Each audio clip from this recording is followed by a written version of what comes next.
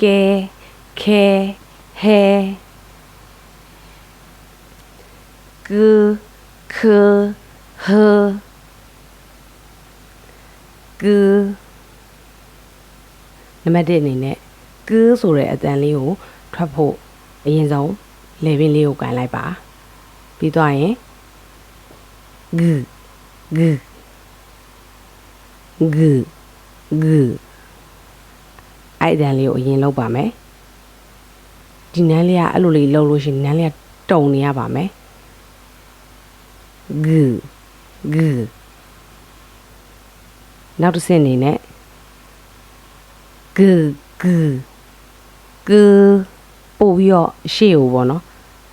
ရောက်တဲ့အတန်လေးပို့ပြီးတော့အားဆိုင်ပြီးတော့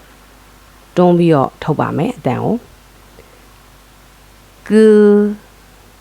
ဂူဂူဂူဂူဂူ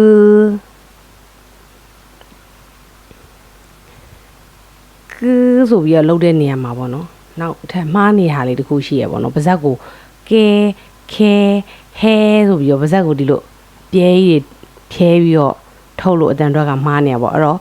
တကယ်အတန်အတွက်မှန်မှန်လေးထွက်မယ်ဆိုလို့ရှိရင်ပါဇက်ကဒီလိုမျိုးပဲရှိရပါမယ်ကူကူကူခုခုခုပထမဆုံး step အနေနဲ့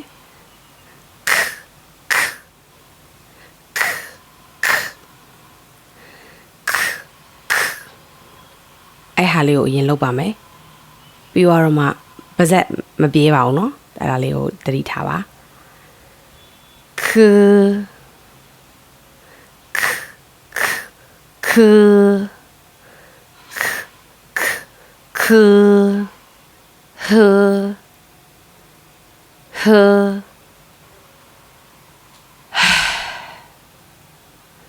အဲ့လိုတက်ပြင်းအရင်မောဝါလို့တက်ပြင်းချတဲ့ဟာဆိုလို့ရှိရင်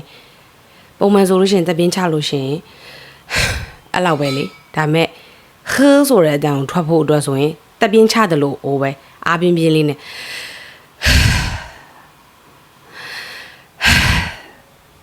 အဲ့တိုင်းကိုပဲအတန်အားထည့်ပြီးတော့အတန်ထုတ်ပါမယ်ဟဟဟကူခုဟအဆိုရင်ကူခုဟအတန်ထွက်ဖို့အတွက်ကို tips လေးတွေကိုသိသွားလောက်ပြီးထင်ပါတယ်那大家再见